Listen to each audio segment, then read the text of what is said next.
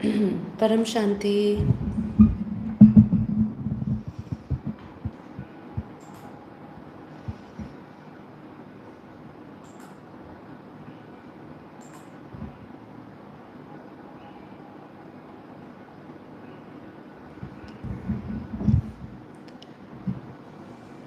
परम शांति, बेहद की गुड मॉर्निंग। बेहद की परम महाशांति है। सभी दिव्य आत्माओं का, बेहद की आत्माओं का परम परम स्वागत है परम शांति मोटिवेशन एंड मेडिटेशन चैनल में। मैं साक्षी आप सभी का हार्दिक स्वागत करती हूँ हमारे डेली लाइव मेडिटेशन में 5:30 to 6:30 में। तो कैसे हैं आप सब? आशा करती हूँ आप सब अच्छे होंगे, बेहद के आनंद में होंगे, खुशी में होंगे और परम शांति में होंगे। तो चलिए आप और मैं शुरू करेंगे आज का हमारा एपिसोड नंबर 955।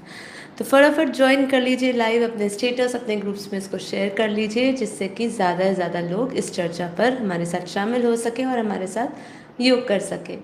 तो आज हमारा उपनिषद गंगा का एपिसोड हम लोग लेने वाले हैं। जैसे कि आप सभी ने टाइटल भी पढ़ा है और जैसे कि आप देख रहे हैं, उपनिषद गंगा का हम आज एपिसोड नंबर 19, 20, 21 लेने वाले हैं। ये 16 संस्कारों का एपिसोड है। उपनिषद गंगा को आप रेफ़र कर सकते हैं, जिसमें जो 19वां एपिसोड है, 20वां और 21, 19, 20, 21 16 संस्कार पार्ट 1, पार्ट 2, पार्ट 3 करके है। हमने आज उन तीनों एपिसोड का एक साथ ही ले रहे हैं। तो आज हम तीनों की बात कर लेंगे। आप अलग अलग तरीके से वो सारे एपिसोड्स को आप रेफ़र कर सकते हैं। तो चलिए शुरू करेंगे। आज का जो टॉपिक है ना, यूजुअली काफ़ी लोगों को बहुत इंटरेस्ट करता है। मैं हमारे यहाँ पे योगा में भी कई लोग आते हैं और बोलते हैं कि भाई आप ऐसे ये 16 संस्कार का ये सब आप योग और ये ध्यान और इन सब चीज़ों की बात करते हैं, चर्चा करते हैं। इसके भी कोर्सेज होने लग गए हैं, इसकी भी बहुत सारी टेक्निक्स होने लग गई है, मेडिटेशंस होने लग गए हैं।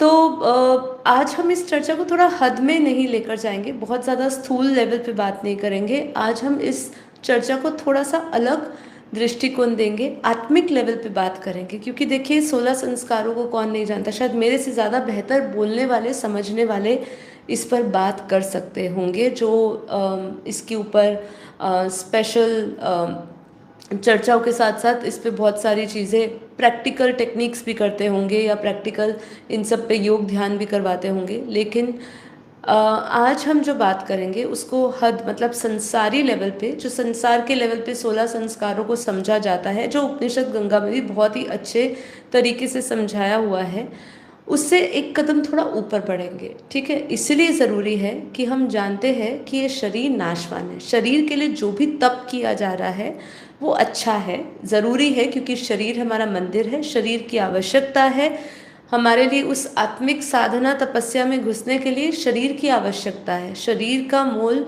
बहुत ज़्यादा है, क्योंकि 84 लाख योनियों में सब सर्वश्रेष्ठ जन्म या जो योनि है वो मनुष्य योनि है। क्योंकि मनुष्य शरीर में, इस देह में ही रहते हुए आपको वो विवेक और वो बुद्धि प्राप्त होती है जिससे आप परमात्मा प्राप्ति कर सकते हैं। पर साथ ही साथ हमें ये नहीं भूलना चाहिए कि शरीर जो है वो नाशवान है, देह की अपनी सीमा है। हम इस सीमित शरीर में असीम संभावनाएं लेकर पैदा हुए हैं। हम सीमित शक्तियों तक तो जानते हैं, लेकिन जो असीम संभावनाएं हैं उस एनर्जी को टैप करना, मतलब उस एनर्जी तक पहुंचना हम नहीं जानते। तो जब आत्मिक लेवल पे हर चीज़ को कनेक्ट करेंगे तो आपका जीवन धन्य हो जाएगा। बहुत सारी चीज़ें आप नई सीखोगे और अपना ये जीवन धन्य बनाएंगे, जिससे कि आने वाली आपका जो जन्म हो बहुत ही अच्छा हो, आपको अच्छे मोक्ष की जो प्राप्ति है या मोक्ष की प्राप्ति हो। ब्रह्म स्वरूप का अगर अनुभूति इस जन्म कर लेते हैं या ब्रह्म को प्राप्त इस जन्म में कर लेते हैं तो आपका जीवन जो है आगे जन्म मरण के चक्र से हम छूट जाते हैं। बहुत सारी चीज़ें हैं आज जिसकी हम डिस्कशन करेंगे। कोशिश यही रहेगी कि इसको एक अलग पहलू से समझे। ज़रूर पूरी डिटेल में ये देखिएगा, अंत तक ये एपिसोड देखिएगा। साथ ही साथ देखिए, शुरुआत करने से पहले मैं आप सभी से बोलना चाहूँगी कि आप मेरे चैनल के स्पिरिचुअल टॉक करके प्लेलिस्ट में जाइएगा। एक पॉडकास्ट करके हमारा एक पूरा एक प्लेलिस्ट बना हुआ है, जिसमें मेरे साथ जिनके भी पॉडकास्ट हुए हैं वो हम लोगों ने एक साथ एक ही टाइटल के नीचे स्पिरिचुअल टॉक विद साक्षी पटेल करके डाला है, जिसमें हमने डॉक्टर अंजिता बहन जो होम्योपैथ डॉक्टर है उनके साथ हमने बहुत ही बेहतरीन कुछ एपिसोड्स करे थे, जिसमें से एक ये था कि ज्ञानवान पीढ़ी का निर्माण कैसे करें। एक था गर्भ संस्कार का जो आध्यात्मिक महत्व है वो हमने समझा था। उसका टाइटल यही है, संस्कारवान संतान का निर्माण, कालीन संस्कारों का महत्व। ये जो है इसके अंदर 16 संस्कारों का महत्व और संस्कारवान पीढ़ी का निर्माण किस तरीके से किया जाता है। देखिए इसकी आवश्यकता आज क्यों पड़ रही है। आज हम देख रहे हैं कि हमारे जो युवाएं हैं, हमारे जो आज की पीढ़ी है, वो भगवान के अस्तित्व पर लॉजिकल बातें या रीजनिंग कर रहे हैं, लेकिन कहीं ना कहीं उनकी जो आस्था है या उनका जो विश्वास है अपनी जड़ों के प्रति वो थोड़ा सा डगमगाता हुआ है। बहुत सारी चीज़ें हैं। आज हम देख रहे हैं कि माताएं जो बच्चे को जन्म देती है उसी समय मतलब वो इतना स्ट्रेसपूर्ण जीवन जी रही है, जिससे कि हम देख रहे हैं आने वाली पीढ़ी पर भी असर हो रहा है। मतलब जो वायुमंडल है वही इतना स्ट्रेसफुल बन चुका है, और उसमें हम देख रहे हैं कि आने वाले जो इस वायुमंडल में जो आत्माएं जन्म ले रही है उनका भी मानसिकता किस तरीके से हो रही है।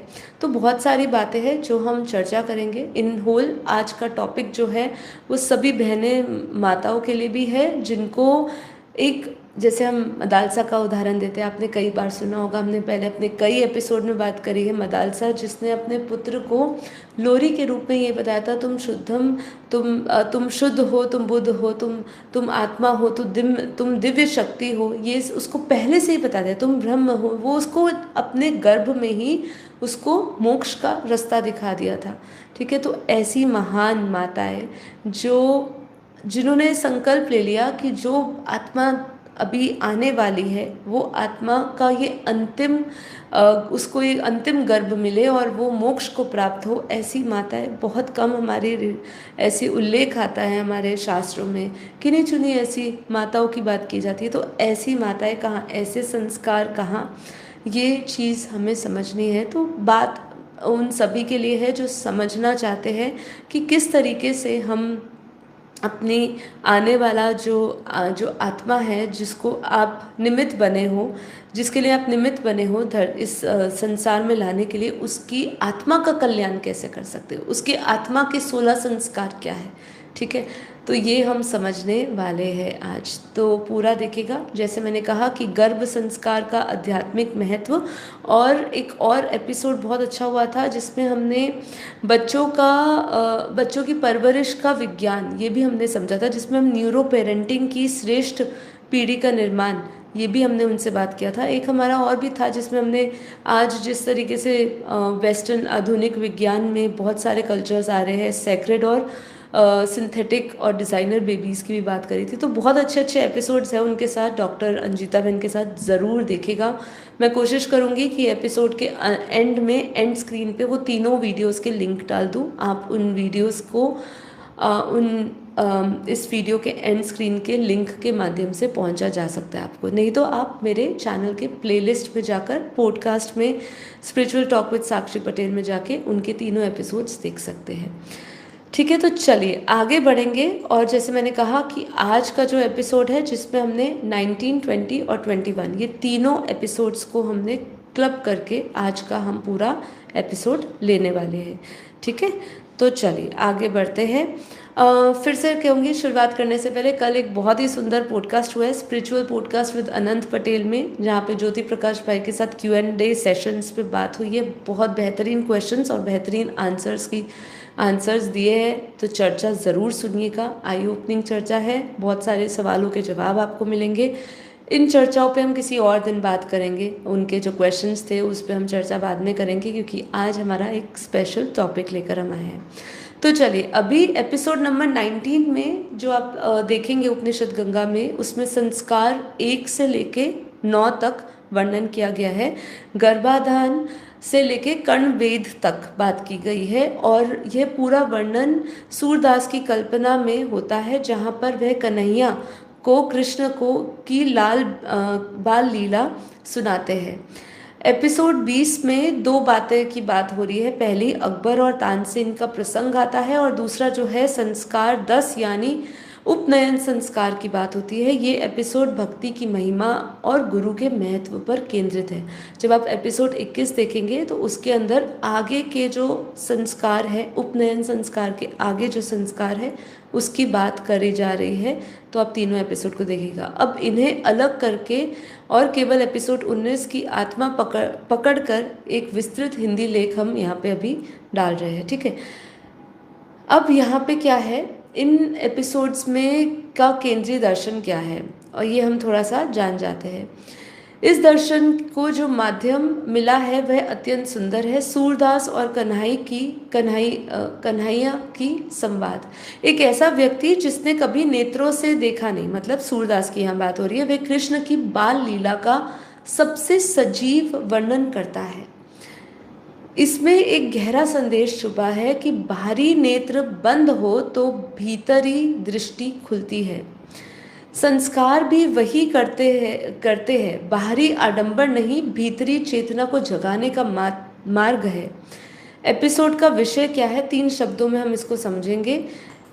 शुद्धिकरण, परिष्कार। परिष्कार का अर्थ क्या होता है, कुछ ऐसी क्रियाओं का करना जिससे वो शुद्ध या साफ या बेहतर बनाया जाए, ठीक है। इसका अर्थ होता है परिष्कार का। तो ये पूरे एपिसोड 3 शब्दों में है। इसका विषय जो है 3 शब्दों में है। पहला शुद्धि, परिष्कार करना और पूर्णता प्राप्त करना। ये भक्ति का एपिसोड नहीं है, ये धर्म के व्यवहारिक स्वरूप का एपिसोड है। यहाँ धर्म अमूर्त नहीं है, यह गर्भ में उतरता है, माता के बालों से में फूल बनकर खिलता है और नवजात के कान में मंत्र बनकर फुसफुसाता है और बच्चे के पहले अन्न में अमृत बनकर घुलता है। ये एपिसोड 4 पुरुषार्थ में से धर्म का, विशेषतः गृहस्थ धर्म का सबसे सूक्ष्म और व्यापक विवेचन करने वाला है, ठीक है। तो समझते हैं कि क्या चर्चा होने वाली है। आज हम जो 16 संस्कारों को केवल जन्म और मृत्यु तक की सामाजिक विधि के रूप में नहीं देखेंगे। अक्सर 16 संस्कारों की बात होती है तो एक आत्मा का, एक मनुष्य का जन्म से मृत्यु तक की एक सामाजिक विधि के रूप में देखा जाता है जब भी हम 16 संस्कारों की बात करते हैं। पर आज हम उन्हें आत्मा की उस गुप्त यात्रा के रूप में समझेंगे जिसमें आत्मा निराकार से लेके आकार में आती है, शरीर धारण करती है, नाम संबंधों में प्रवेश करती है, कर्म करती है, संस्कार बनाती है और अंत में फिर उसी परम सत्य की ओर लौटने के लिए पुकारती है।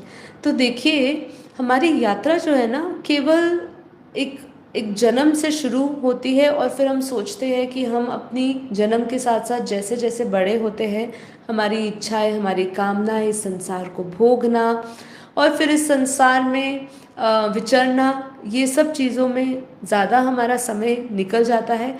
और जब तक वृद्ध अवस्था आती है तब तक हम उस परम सत्य के साथ कनेक्ट ही नहीं हो पाते हैं, तब तक हमारा लौटने का समय हो जाता है। लेकिन यहाँ 16 संस्कारों में हम समझेंगे कि यहाँ पे सिर्फ शरीर धारण करने से लेके नाम संबंधों में जब हम प्रवेश करते हैं, जब हमारे शरीर को नाम दिया जाता है, उसके बाद वो ऐसे कौन से कर्मों के साथ जुड़ती है, ऐसे कौन से संस्कार बनाती है, या अंत में उसको किस तरीके से दिशा मिली जा सकती है जिससे वो परम सत्य की ओर लौटे, इसकी बात हम करने वाले हैं। 16 संस्कार केवल शरीर पर किए जाने वाले कर्मकांड बिल्कुल नहीं है। आज हम दूसरे दृष्टिकोण में बात करने वाले हैं। ये कोई ऐसे कर्मकांड नहीं है जो शरीर के साथ जुड़े हुए हो, जो सिर्फ आपके जन्म के साथ जुड़े हो, जो जिस संस्कारों को अपना के आप उस अंतिम परम सत्य से जुड़ सके, ऐसे 16 संस्कारों की बात करने वाले हैं। ये आत्मा को बार बार याद दिलाने वाले दिव्य संकेत है कि तू शरीर नहीं है, तू नाम नहीं है, तू बंधन नहीं है, तू इस संसार की वस्तु भी नहीं है, तू परम चेतना की ज्योति है जो थोड़े समय के लिए इस देह में आई है। मकसद यही है आज इस 16 संस्कार को अलौकिक रूप में समझने की, उसके बेहद अर्थ को समझने के लिए आज जो हमारा चर्चा है वो बेहद का 16 संस्कारों का अर्थ है। ठीक है। मुख्य सार क्या रहने वाला है, ये थोड़ा सा हम भूमिका बना लेते हैं जिससे आपकी भी रुचि बनी रहे, समझ शक्ति बनी रहे कि भाई इसको किस तरीके से समझेंगे। 16 संस्कारों का बेहद अर्थ यह है कि आत्मा पृथ्वी पर केवल जन्म लेने नहीं आती है, जागने आती है। राइट। हमारा मकसद सिर्फ यहाँ पे जन्म लेकर अपने कुछ पुराने कर्मों का चुकता करना नहीं होता है। हमारा हमारा जो विशेष हमारा जो कर्तव्य है या हमारा जो उद्देश्य है धरती पर आके जन्म लेने का, वो है जागने का। मतलब इस जन्म को हम उस अवेकनिंग के साथ जुड़े, उस जागने की प्रोसेस के साथ जुड़े, जहाँ हमें फिर से वापस जागना ना पड़े, मतलब अगले जन्म में जागना ना पड़े, क्योंकि हम जाग जाए, अपनी आत्मा के उस परम सत्य तक पहुंच जाए जहाँ पर हम वापस कभी जन्म मरण के फेरे में से मुक्त हो जाए। पहला जो गर्भ संस्कार का पहला जो संस्कार है वो है गर्भाधान। वो क्या बताता है? आत्मा का आगमन कोई सामान्य घटना नहीं है, वो एक दिव्य अवतरण है। हम ये समझते हैं कि एक साधारण रूप से एक बालक आया, एक बालिका आई और बस उसका एक सामान्य घटना बनी, लेकिन एक दिव्य अवतरण है। वो दिव्य अवतरण तब तक नहीं होता है, वो दिव्य अवतरण तब तक नहीं समझा जा सकता है जब तक वो अपना दिव्य अवतरण का उद्देश्य दिव्य बनाए। ठीक है, ये बात को आप समझ लिएगा। दूसरा है नामकरण, बताता है कि नाम तो मिला है पर आत्मा नाम से परे है। ये भी हम आज दूसरा जो संस्कार है वो है नामकरण। तीसरा जो है अनप्राशन, बताता है कि शरीर अन्न से चलेगा पर आत्मा जो है वो अन्न से नहीं चलेगी। जो आत्मा है वो ज्ञान और परम शांति से चलेगी। ठीक है। फिर आता है कर्ण वेद, बताता है जो चौथा संस्कार है वो है कर्ण वेद। वेद बताता है कि कान माया का शोर सुनने के लिए नहीं हुआ है, सत्य की ध्वनि ग्रहण करने के लिए हुआ है। देखिए, एक एक बात को ध्यान से समझिएगा। आप जब मेन एपिसोड सुनेंगे उसमें व्याख्या एक अलग ही मिलेगी। जैसे मैंने कहा, आज 16 संस्कारों को बेहद अर्थ में समझ रहे हैं। उपनयन बताता है, जो हमारा पांचवा जो हमारा संस्कार है उपनयन, बताता है कि गुरु के पास जाना ही पर्याप्त नहीं है, आत्मा का उस मूल के पास लौटना वो बहुत महत्वपूर्ण है। विवाह जब हमारा अगला 16 संस्कारों में आता है, वो ये नहीं बताता कि संबंध बंधन नहीं, आत्मा की एक परीक्षा है। फिर आता है अन्यष्टि, बताता है कि मृत्यु शरीर की नहीं है, आत्मा की नहीं है, शरीर की है, आत्मा की नहीं है। इसलिए 16 संस्कारों का वास्तविक उद्देश्य क्या है? आत्मा को देह अभिमान से निकालना, माया के आकर्षण से बचाना, कर्मों के बोझ से हल्का करना और परम शांति की स्मृति में जागृत करना। यही हमारे चार जो है मुख्य 16 संस्कार को डिस्कस करने का मेन उद्देश्य यही है कि आप सभी उस आत्म भाव में आ जाओ जहाँ वो देह अभिमान से निकल जाए, जहाँ वो माया के इस आकर्षण में से जहाँ वो दबा हुआ है, जहाँ वो कर्मों के बोझ में दबा हुआ है, वहाँ से वो हल्का हो जाए और वो अपनी उस स्मृति को जगा ले जहाँ उसको परम शांति मिले, जहाँ उसको आनंद मिले। और साथ ही साथ बेहद दृष्टि से जीवन का हर संस्कार आत्मा से यही कहता है कि तू यहाँ आई है पर यहाँ की नहीं है। तू संबंध निभा रही है पर संबंध ही तेरी पहचान नहीं है। तू शरीर में है पर तू शरीर नहीं है। तू संसार में चल रही है पर तेरा अंतिम गंतव्य जो है वो संसार नहीं है। तो बेहद दृष्टि से जीवन का हर एक संस्कार एक एक बात आपको यही जताएगा कि आपका अंतिम गंतव्य इस संसार में चलना केवल नहीं है, परम शांति, परम आनंद, सत चित आनंद, अहम ब्रह्मास्मि की अवस्था को प्राप्त करना है। चलिए, अब 16 संस्कारों की हम बात करने जा रहे हैं। ठीक है, तो 16 संस्कारों में सबसे पहला, ठीक है, तो यहाँ पे बात कर रहे हैं संस्कार का अर्थ क्या है। एक मिनट, हाँ।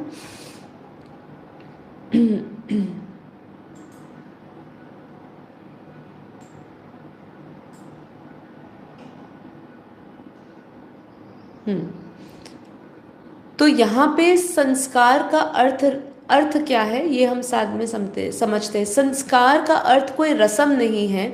संस्कार का अर्थ है आत्मा के ऊपर चढ़े हुए पुराने कर्म, पुराने भाव और पुराने जन्मों की धूल और पुराने भय को, पुराने अहंकार को और माया के आकर्षण को धीरे धीरे हटाना। देखिए, जब भी कोई मनुष्य आता है, मतलब कोई शरीर, कोई आत्मा जब जन्म लेती है, उसको एक अवसर समझना चाहिए। उसको क्यों अक्सर उत्सव के साथ जोड़ा जाता है, जबकि बच्चा जो आ रहा है वो तो रो रहा है, लेकिन उसको एक अवसर के रूप में समझिए। उस आत्मा के लिए अवसर है एक, कि अब जो उसका जन्म हुआ है वो उसको अंतिम जन्म बना ले। उसके लिए ये अवसर है कि वो अपने पुराने कर्म, पुराने भाव, पुराने जन्मों की धूल, पुराना भय, पुराने अहंकार, जो भी ट्रॉमा लेकर आ रहा है इस जन्म में, जो उसके चित्त पे पड़ी हुई इम्प्रेशंस है इस जन्म में, वो इन सभी चित्त पे पड़ी हुई गंदगी को ज्ञान के प्रकाश से साफ कर ले। ये अवसर मिलता है हर एक आत्मा को। लेकिन क्या होता है, जब वो जन्म लेता है तो ये नियम बना गया है इस सृष्टि का कि जब भी कोई आत्मा जन्म लेती है तो वो सब कुछ भूल के आती है, कुछ भी उसको याद नहीं रहता है।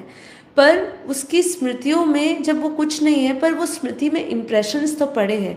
अब जब उसको किस तरीके से संस्कार मिलते हैं, माता के गर्भ में कैसे संस्कार मिलते हैं, परिवार में क्या संस्कार मिलते हैं, कौन से नियम और किस कर्म कांड से वो जुड़ता है, कैसे वो कर्म करता है, इससे उसकी पूरी जीवन की, उस जन्म की, जो जीवन उसने अभी अभी शुरू किया है, जो उसने जीवन अभी शुरुआत किया है, उससे उसको, उसकी वो पूरे कर्मों से, उसके संस्कारों से उसको दिशा मिलनी शुरू होती है। तो यहाँ पे समझने की आवश्यकता है कि जब जब कोई माता पिता भी एक बच्चे को जन्म दे रहे हैं, या कोई आत्मा जब जन्म ले रही है, जब उसका धीरे धीरे विवेक जागृत हो, या जब माता पिता उसको समझाए, तो एक अवसर माने उस आत्मा का कि वो आत्मा का अवसर है, उसको मिला है। ये सुंदर एक अवसर है जिसमें वो अपने पुराने कर्मों को ख़त्म करें।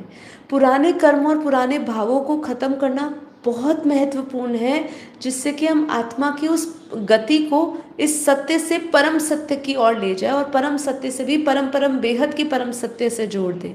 बहुत ज़रूरी है। तो स्थूल में जो 16 संस्कारों की बात करते हैं, वो स्थूल में 16 संस्कार जो है वो शरीर की यात्रा है। लेकिन बेहद में अगर हम 16 संस्कार की बात करें तो आत्मा की उतरने और फिर लौटने की यात्रा है। आपको पता है बापूजी के जब आप वीडियोस देखेंगे तो जहाँ उन्होंने इस पूरे ब्रह्मांड की क्रिएशन की बात करी, तो ब्रह्मांड की क्रिएशन में आत्माएं कैसे अव्यक्त रूप में थी, दिव्य आकार में थी, और कैसे वो स्थूल रूप में आई, ये बापूजी ने बहुत सुंदर और बहुत सटीक वर्णन बताया है। कैसे आत्मा निराकार थी, निराकार से आकारी, आकारी से साकारी रूप से आई, साकारी रूप में आई, कैसे वो निराकारी सृष्टि आकारी सृष्टि बनी, और आकारी से कैसे हम ये साकार पंच महाभूत का हमारा ये शरीर बना।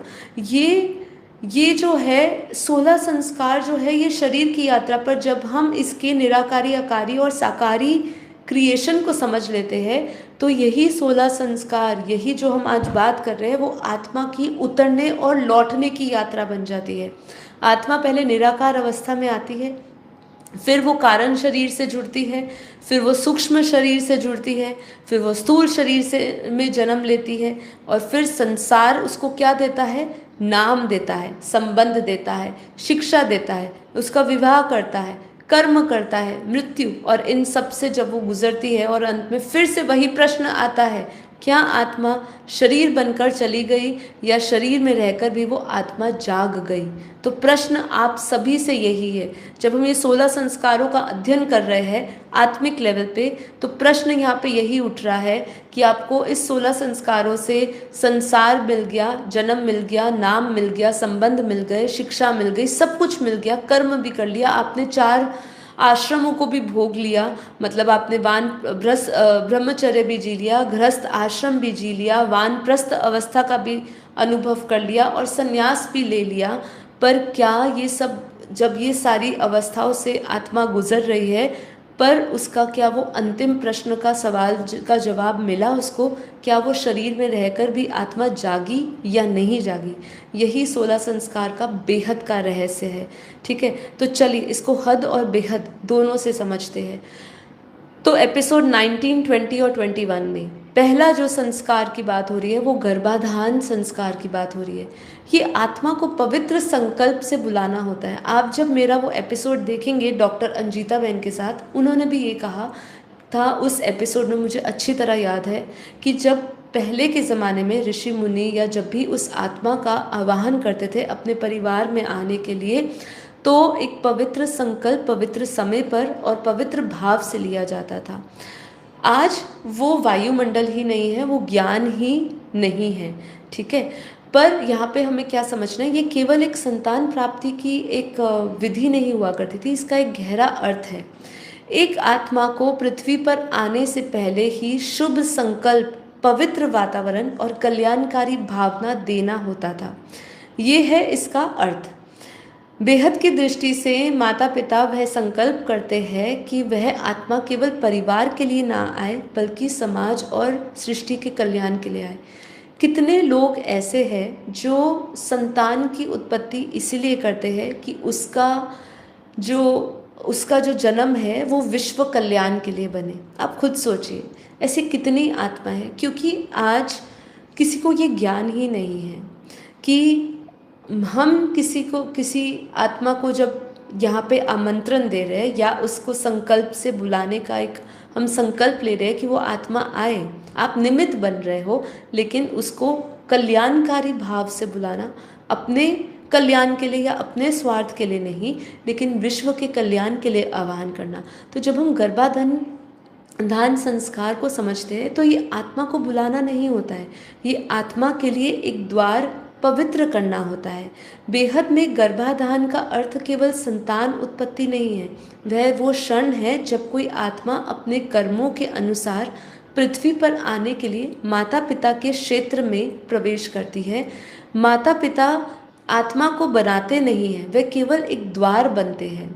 ठीक है, इसका बेहद अर्थ क्या समझे, जो आत्मा आने वाली है वह हमारी संपत्ति नहीं है।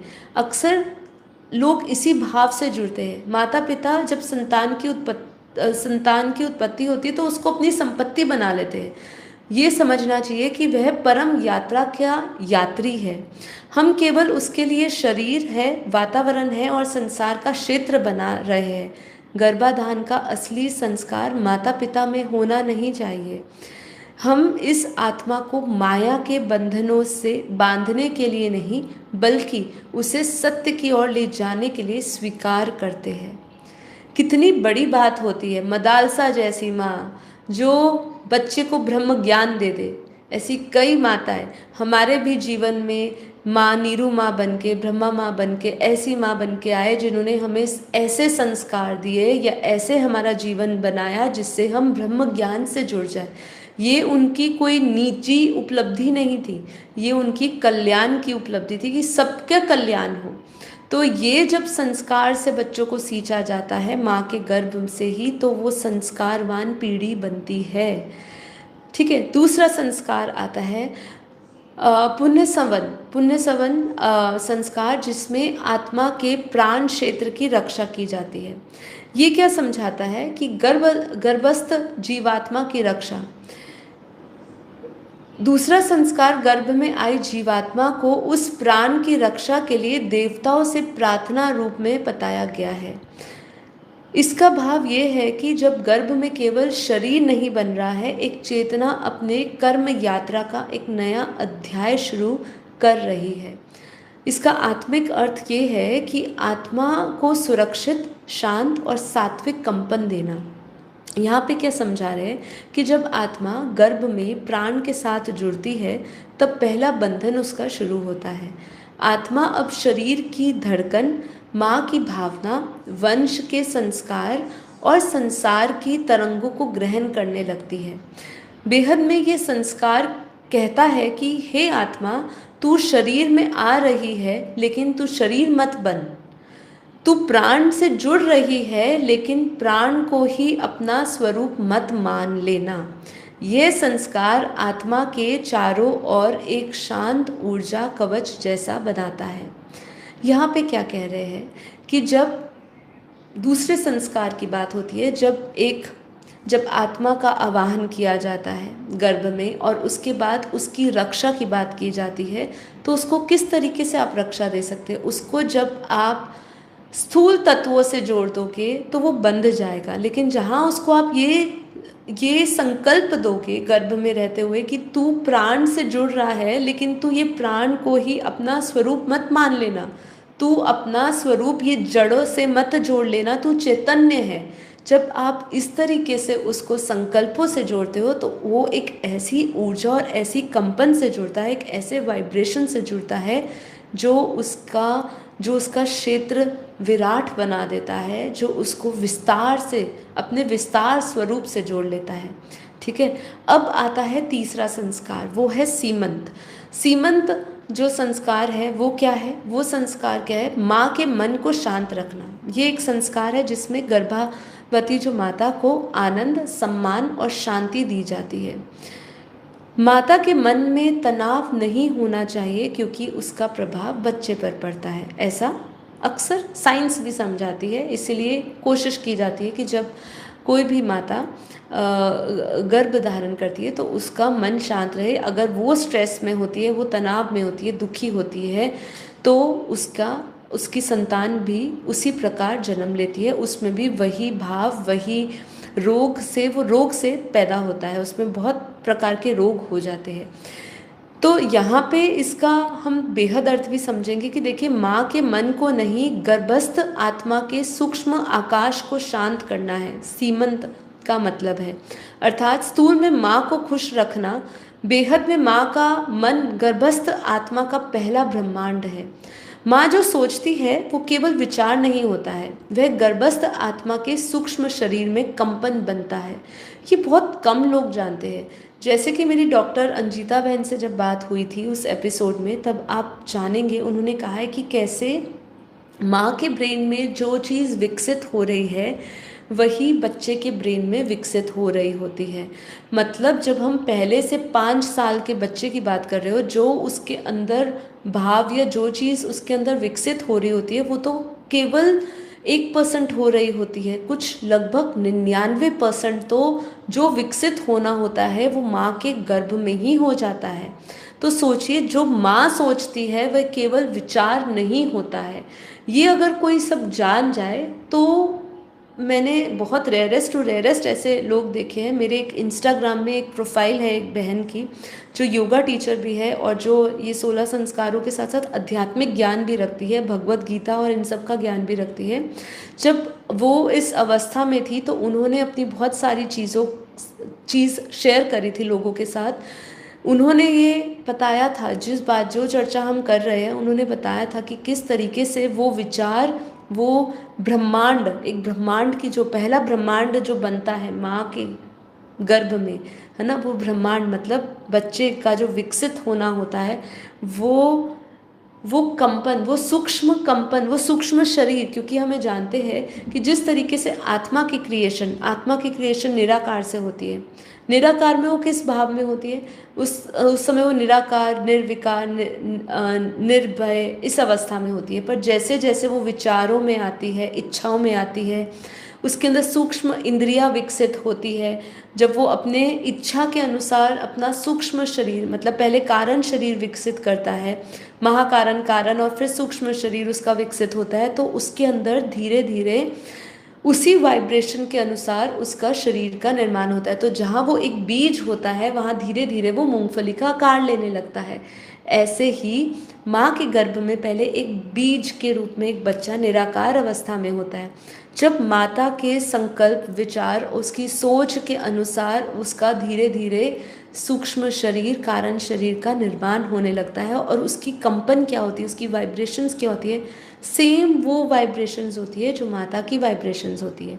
ठीक है, इसलिए सीमंत का रहस्य ये समझाते हैं कि गर्भ में पल रहा बच्चा केवल शरीर नहीं बना रहा, वह संसार के प्रति वह संसार के प्रति अपनी पहली अनुभूति बना रहा है। यदि माँ भय में है तो आत्मा संसार में को भय से देखेगी। यदि माँ शांति में है तो आत्मा भी संसार में आने से पहले ही शांति का स्वाद ले लेगी।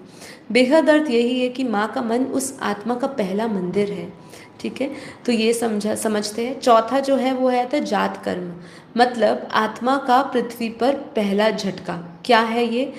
जात कर्म मतलब होता है जन्म के साथ पवित्र वातावरण देना। जन्म के बाद शिशु को पवित्र वातावरण देना, मंत्र सुनाना, सरस्वती का आवाहन करना। इसका अर्थ ये है कि आत्मा को पृथ्वी पर आते ही ध्वनि, वाणी और ज्ञान और पवित्रता से जोड़ देना। ठीक है, अब तो शायद वो होता भी नहीं होगा। आजकल तो अलग ही टाइप के बच्चे, जेनजी बच्चे हैं, उससे भी अल्फा बच्चे, पता नहीं कौन सी कैटेगरी के बच्चे पैदा हो रहे हैं, जिसमें पहले से ही बच्चा पैदा होता है तो उसके हाथ में डिजिटली फ़ोन अवेलेबल होता है। वो डिजिटली अपने आप को दुनिया से जोड़ता है।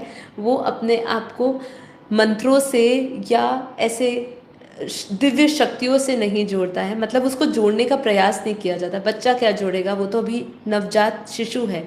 आत्मा चाहे वो कितना भी जन्म लेकर कितनी भी बूढ़ी हो, कितनी भी ओल्ड सोल हो, लेकिन जो माता पिता है, जो उसकी नींव रख रहे हैं, उसके संस्कारों की नींव रख रहे हैं, उसको वो मंत्र या अपने वेद शास्त्र या इस ज्ञान से या इस ऊर्जा, इस कंपन से नहीं जोड़ते हैं।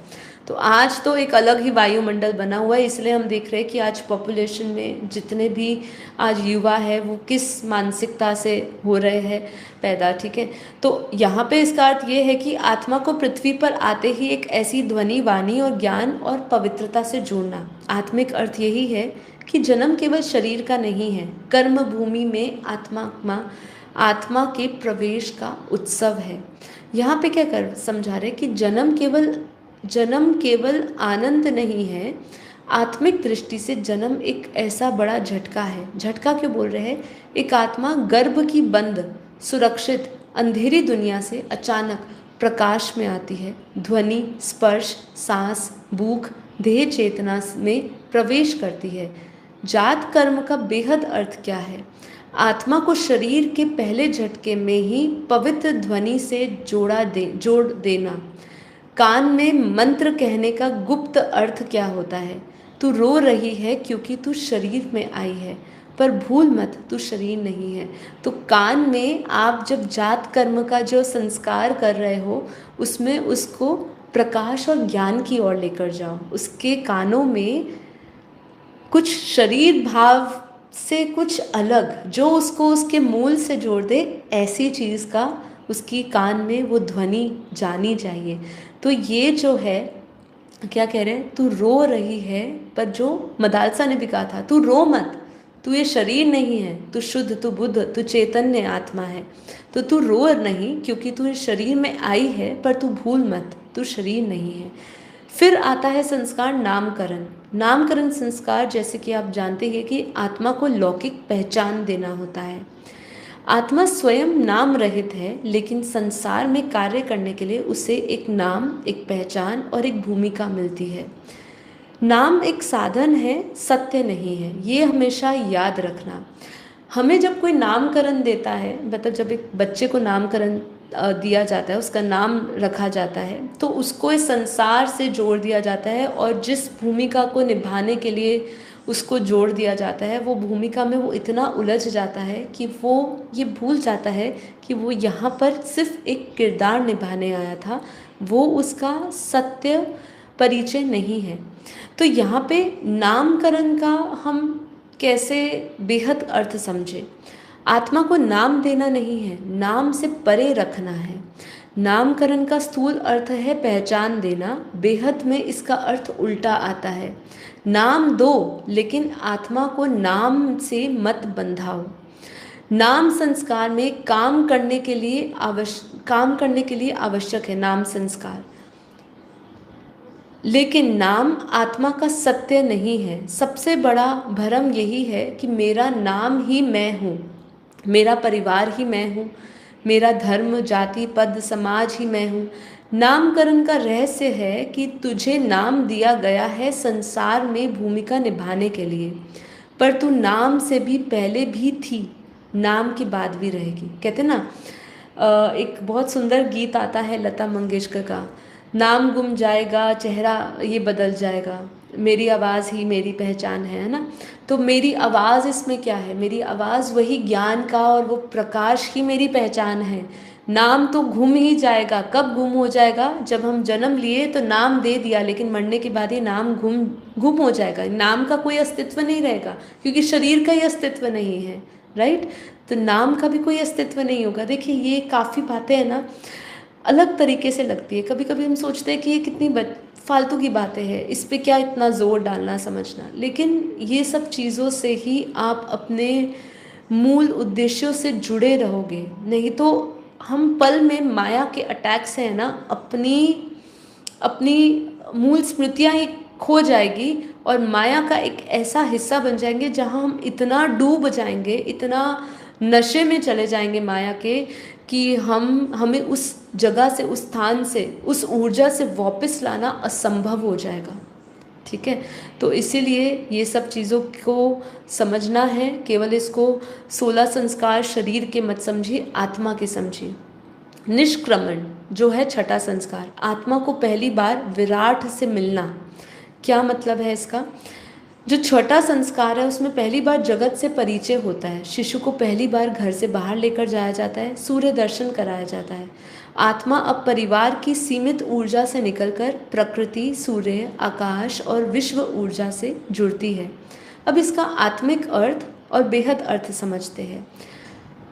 घर से बाहर ले जाना केवल सूर्य दर्शन नहीं है, बेहद में इसका अर्थ होता है कि आत्मा को पहली बार बताया जाता है कि तू केवल परिवार की नहीं है, विराट सृष्टि की संतान है।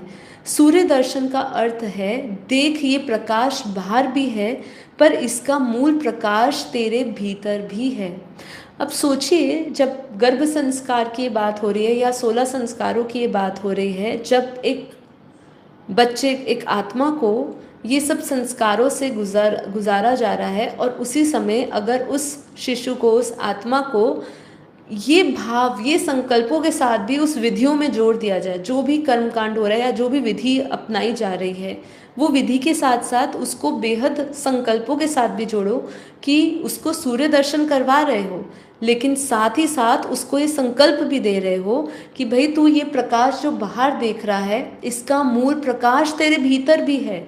तो आप सोचिए, ये वाइब्रेशंस जब उस आत्मा को मिलेंगे तो वो, उसका जीवन कैसा जाएगा। जब तक वो चारों आश्रमों में प्रवेश करेगा, अभी तो वो नवजात से थोड़ा सा बड़ा ही हुआ है या समझ ही रहा है, कुछ महीने साल का ही हुआ है, तो जब वो अपने ये चारों आश्रमों में प्रवेश करेगा, अच्छी तरह जब उसको जिएगा, तो उसका जीवन कैसा होगा। बच्चे को बाहर ले जाना यानी आत्मा को सीमित गोद से निकालकर विशाल ब्रह्मांड की गोद देना। सातवां, अनप्राशन। अनप्राशन का मतलब क्या है? शरीर अन्न से चलेगा, तो शरीर को अन्न से चलेगा मतलब यहाँ पे क्या समझा रहे हैं? अन्न को चेतना से जोड़ना। पहली बार अन्न ग्रहण कराना वाला भोजन की शुरुआत नहीं है। ये बताता है कि शरीर पंच तत्वों से बना है और अन्न से चलता है, लेकिन आत्मा अन्न से नहीं चलती। इस वाला जो ये संस्कार होता है, इसमें पहली बार बच्चे को अन्न दिया जाता है, ठीक है। लेकिन इसका अर्थ हम बेहद और आत्मिक लेवल पे समझ रहे हैं। इसका आत्मिक लेवल या बेहद अर्थ यही है कि बच्चा पहली बार अन्न खाता है, अब शरीर पृथ्वी से जुड़ना शुरू करता है। अन्न पृथ्वी का है, शरीर भी पृथ्वी का है।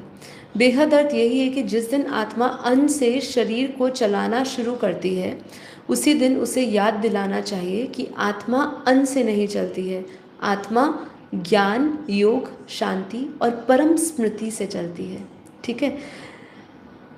ये भी एक अर्थ और ये भी एक संकल्प देना, किसी आत्मा को समझाना, ये कितनी बड़ी बात है कि वास्तव में शरीर की भूख है अन्न, उसको अन्न चाहिए, उसको जल चाहिए, उसको ये हवा पानी चाहिए, लेकिन आत्मा को ये हवा पानी नहीं चाहिए। आत्मा को क्या चाहिए? आत्मा को ज्ञान चाहिए, योग की ऊर्जा चाहिए, उसको वो परम स्मृति चाहिए जो उसको चलाता रहे। अनप्राशन जो है, इसका गुप्त प्रश्न ये आता है कि क्या तू केवल पेट भरने के लिए आया है या चेतना जगाने आया है? हर एक माँ अगर ये जब संस्कारों से एक एक आत्मा को, जब वो आत्मा गुजरती है उस संस्कारों से, अगर उसको यही प्रश्न संकल्पों में डाल दे तो उसकी जिज्ञासा बन जाएगी। देखिए, सत्य की खोज हो जाए वो महत्व नहीं है, मतलब सत्य तक पहुंच जाओ ये महत्व नहीं है। सत्य के प्रति जिज्ञासा बनी रहनी चाहिए कि मुझे उस सत्य के प्रति जाना है, मुझे वो सत्य को खोजना है, वो जिज्ञासा बनी रहनी चाहिए।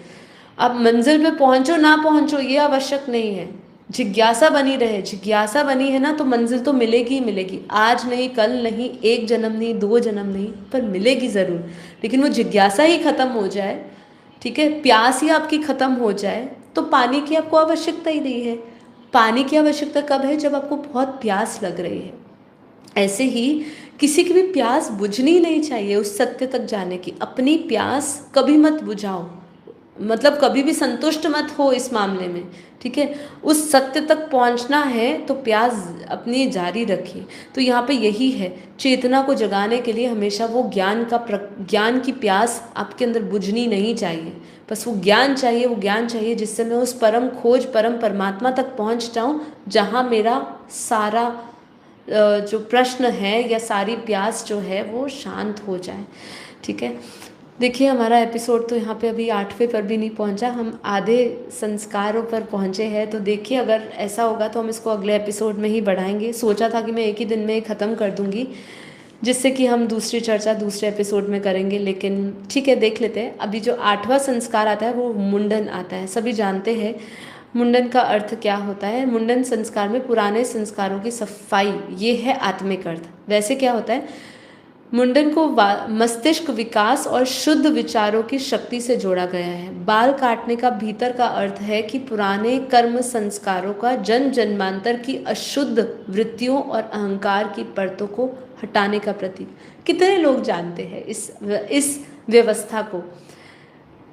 हमने तो अभी तक खुद भी इस बात को नहीं जाना होगा। कितनी बार देखते हैं बच्चा जब कुछ कई लोग 1 साल में करवा देते हैं, कई लोग 5 साल का होता है, तो उसमें मतलब सबका अपना अपना व्यवस्थाएं बनाई हुई है। कई लोग जब भी करवाते हैं, बच्चे का मुंडन करवाना मतलब बच्चे के बाल निकाल देने होता है। हम तो इतना ही जानते हैं कि उसका बच्चे का बाल निकाल दिए, लेकिन इसका आत्मिक अर्थ जब हम आज समझ रहे हैं कि भाई पुराने कर्म संस्कार और जन्म जन्मांतर की अशुद्ध वृत्तियाँ, क्योंकि हम जानते हैं कि हम जन्म जन्मांतर तक जो भी कर्म लेकर आ रहे हैं उसमें कितनी सारी वृत्तियां हैं। तभी योग को क्या कहा है? चित्त वृत्ति निरोधा।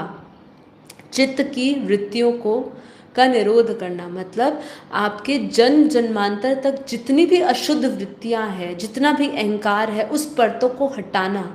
तो ये उसका एक प्रतीकात्मक अर्थ है। हमारे शास्त्रों में जब भी हम अध्यात्म की बात करते हैं, अध्यात्म विज्ञान की बात करते हैं, तो अध्यात्म विज्ञान में हर चीज़ का एक प्रतीकात्मक अर्थ होता है। इसको केवल कर्मकांड, एक लाइफस्टाइल की तरह मत लीजिए। उसका एक बहुत गहरा, एक लिटरल मीनिंग है, प्रतीकात्मक अर्थ है। जब वो हम जानते हैं तो हमें समझ आता है कि हर एक संस्कार हमें आत्मा की तरफ लेकर जाते हैं।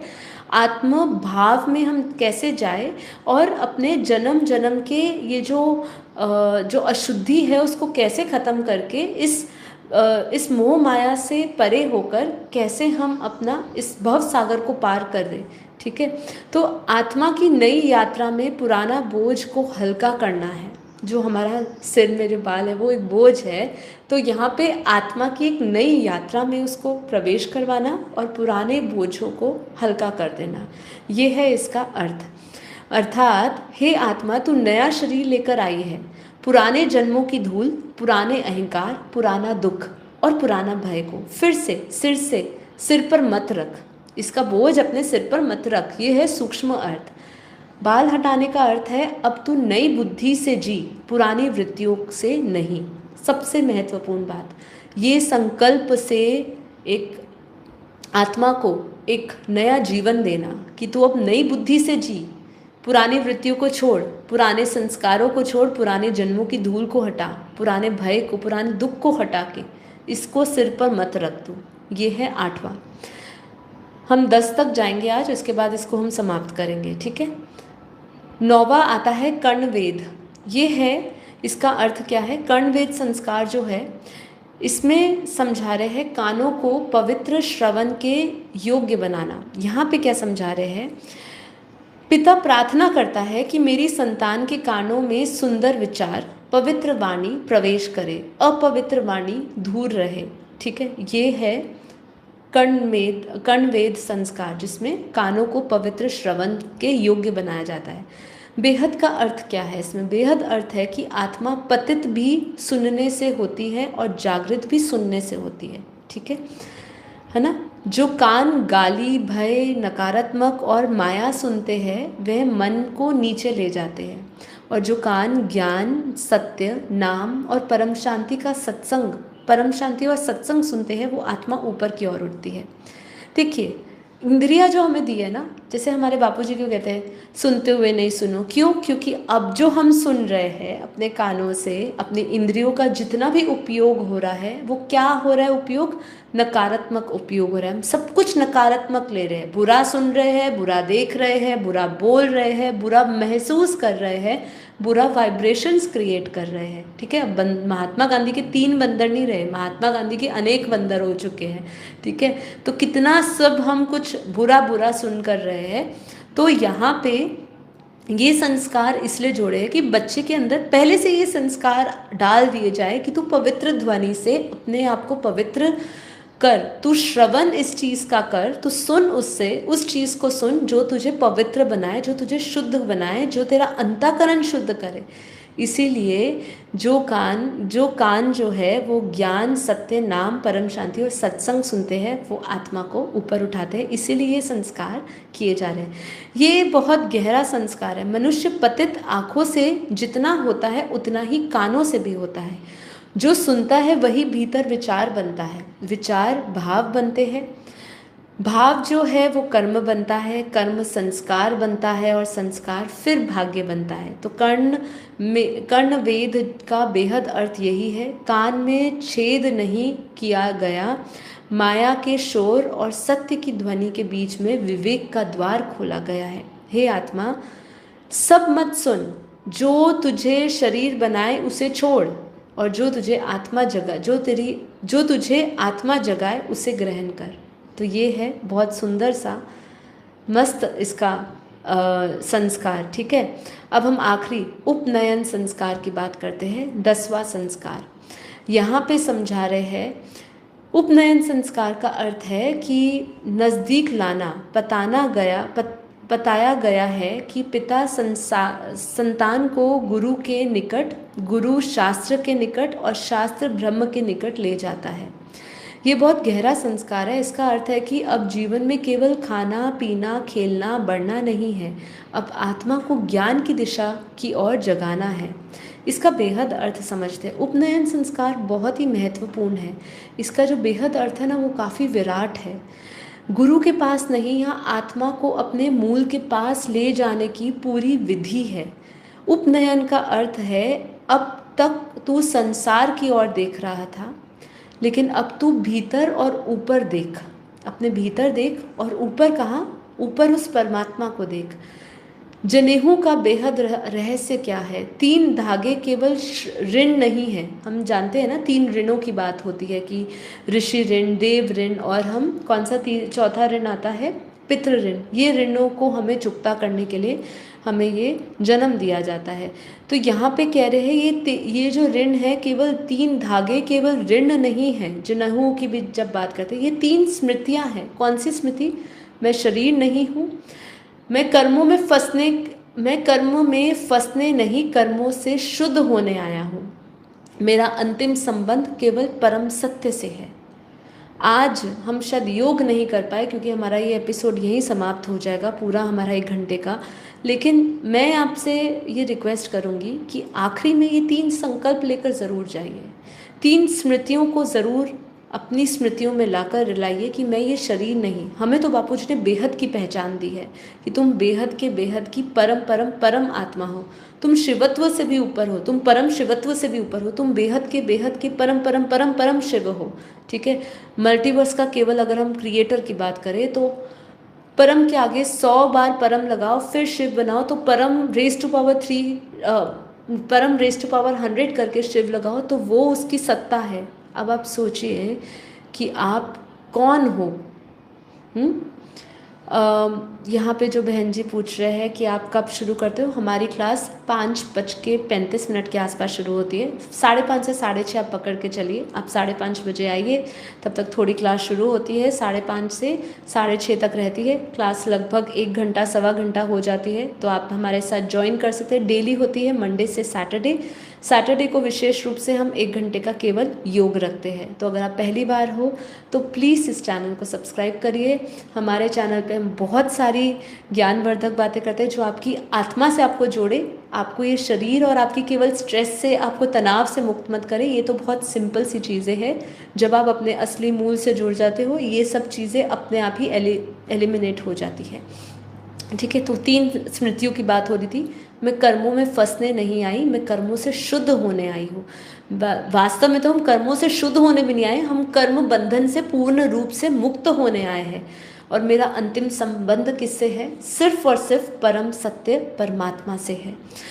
उपनयन यह क्षण है जब आत्मा को कहा जाता है कि अब तू केवल जन्मी हुई संतान नहीं है, जागने योग्य चेतना है।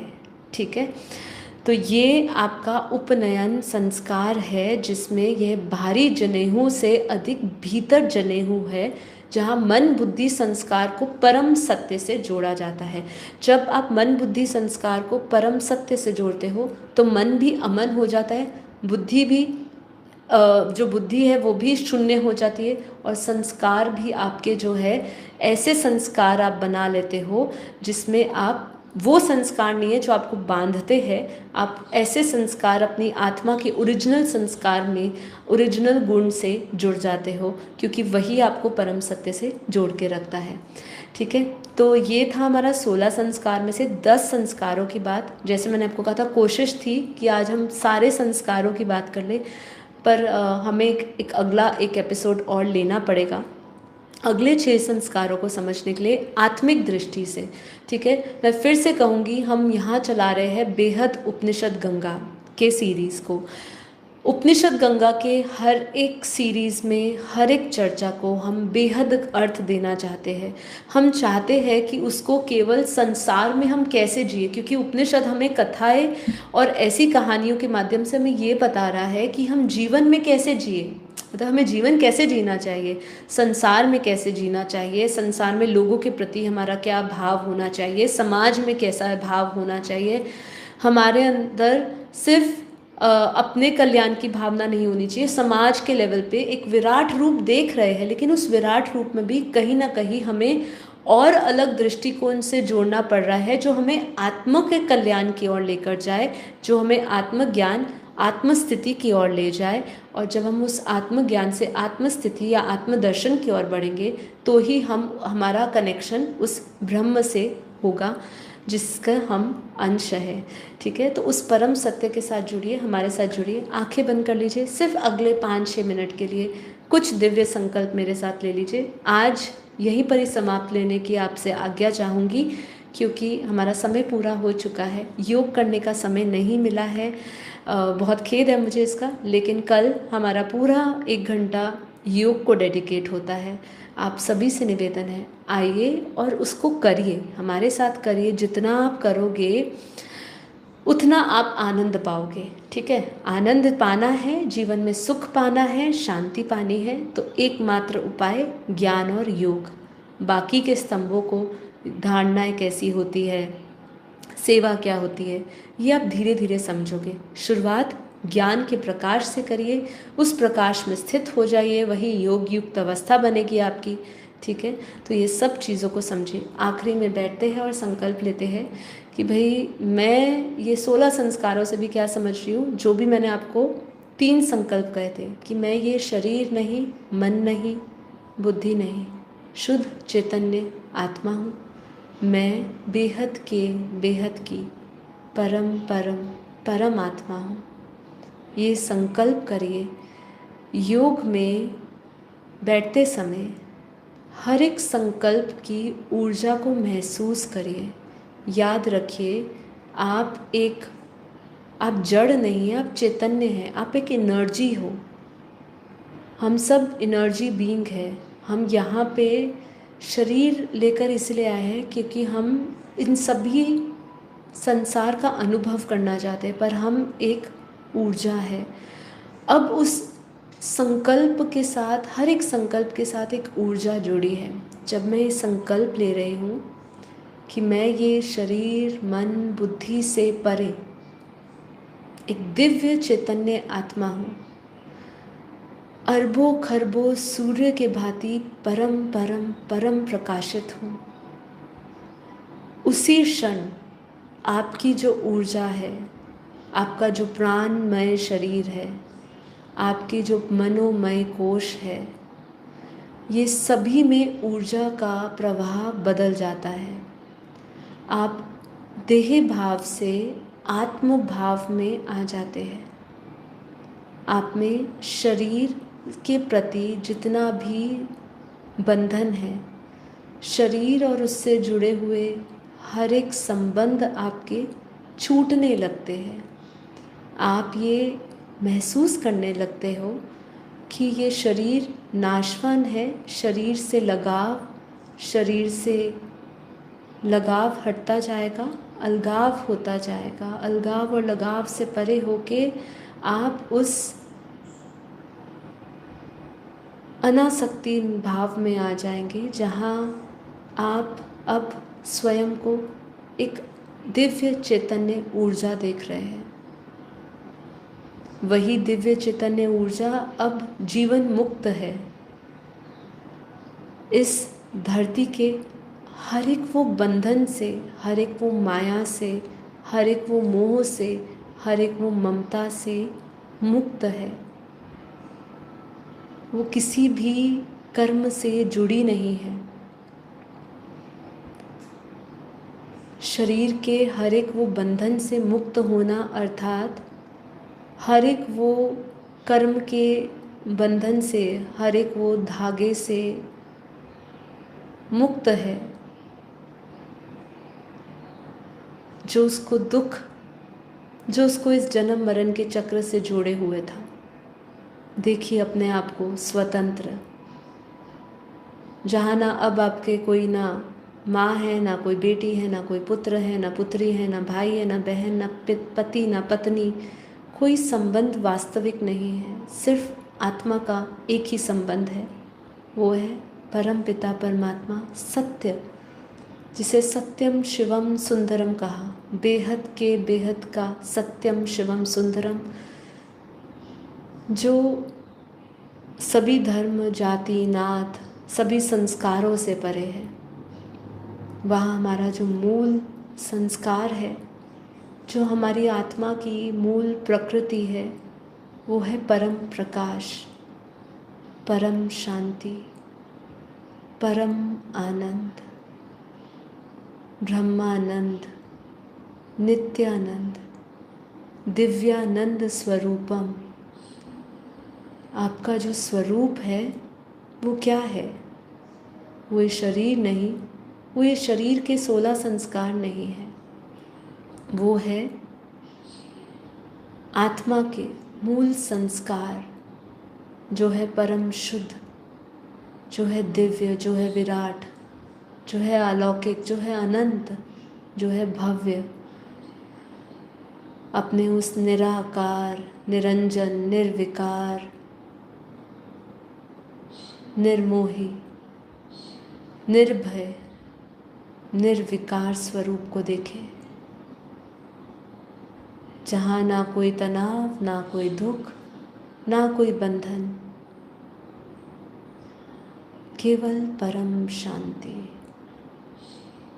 आप और आपके परम रचयिता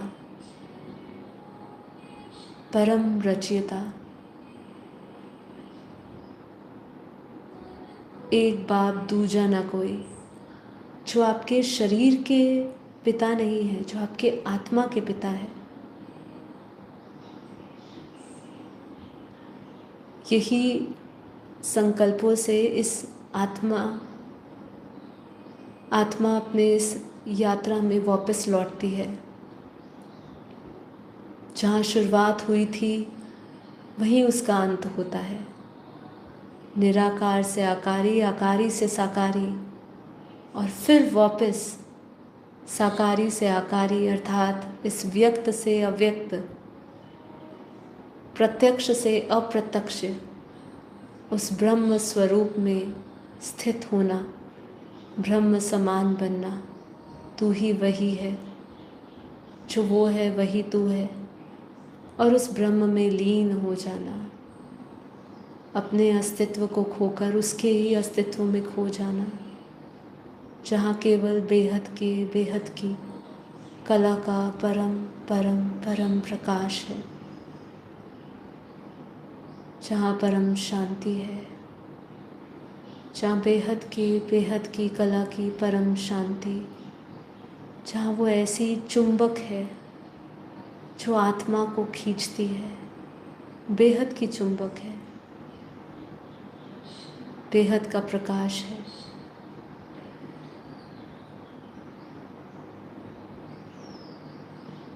बस अब मैं गहरे मौन में प्रवेश करें, अपनी वाणी को विराम देती हूँ। अब इसका गहरे एहसास में उतरिए।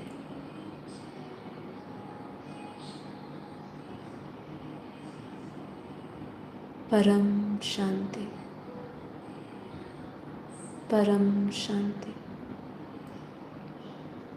परम शांति।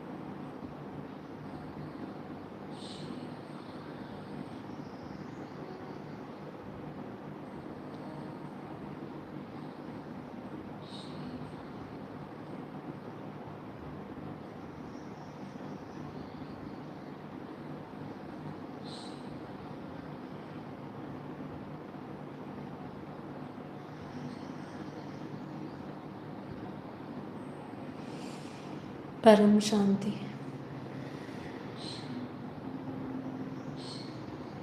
आप सभी दिव्य आत्माओं का बेहद धन्यवाद। इस आत्म जागृति अभियान का हिस्सा बनिए।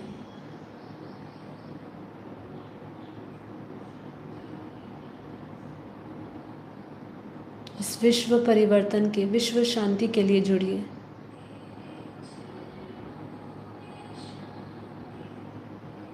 आत्मज्ञान प्राप्त करके आत्म प्रकाश की, आत्म स्वरूप की अनुभूति करते हुए अपने आप को जीवन मुक्त बनाइए।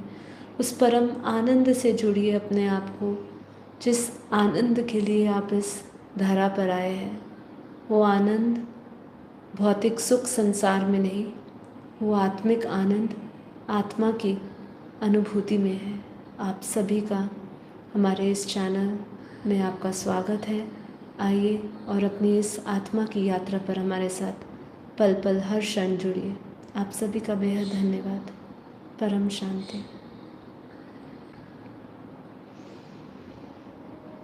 धीरे धीरे आंखें खोलिए। आज का एपिसोड यहीं समाप्त करते हैं। आशा करती हूँ आज की चर्चा आप सभी को एक अलग ही दृष्टिकोण में ले गई होगी और एक अलग ही समझ शक्ति बढ़ी होगी। उन सभी के साथ शेयर करिए जिनको ये आवश्यक है, जिनको ये जानना ज़रूरी है, जो आत्मिक लेवल पे ऐसी संस्कारवान पीढ़ी का निर्माण करना चाहता है। अब समय बहुत कम है। समय जैसे हम जानते हैं कि देश की, विश्व की क्या हालत है, देशों राज्यों की तो बात ठीक, वायुमंडल की भी क्या हालत है, सूक्ष्म में क्या चल रहा है। हमारे लिए जब हम बेहद के ज्ञान से जुड़ते हैं तो ये हमारे लिए बहुत मुश्किल हो जाता है कि हम ऐसे सब्जेक्ट्स को, ऐसे विषय को आपके सामने इनका परिचय दें। क्योंकि बेहद का ज्ञान बहुत अलग है। जो अनंत ब्रह्मांडों की बात करता है, जो यूनिवर्स की, मल्टीवर्स की बात करता है, बेहद के अनंत पीढ़ियों की बात करता है। ऐसे में हम केवल इस धरती पर आके कुछ ऐसी जीवन जीवन के कुछ ऐसे हिस्सों की बात करते हैं जो अब हमारे लिए इतनी महत्वपूर्ण नहीं रहती। हमारे लिए महत्वता बहुत अलग हो गई है। हम बहुत एडवांस्ड नॉलेज पे जा चुके हैं, लेकिन फिर भी कोशिश एक यही रहती है कि जो भी हम जितना भी जान रहे हैं, जितना भी समझ रहे हैं, जितना भी अपने जीवन में जिन भी चीज़ों से जुड़ रहे हैं, उससे आत्मिक लेवल से कनेक्ट कर सके। केवल संसार में खाने पीने भोगने तो नहीं आए हैं, कुछ ना कुछ तो विशेष पर्पस है। तो डेफिनेटली हम इसको कंटिन्यू करेंगे, मंडे को करेंगे या ट्यूसडे को, ये देख लेंगे।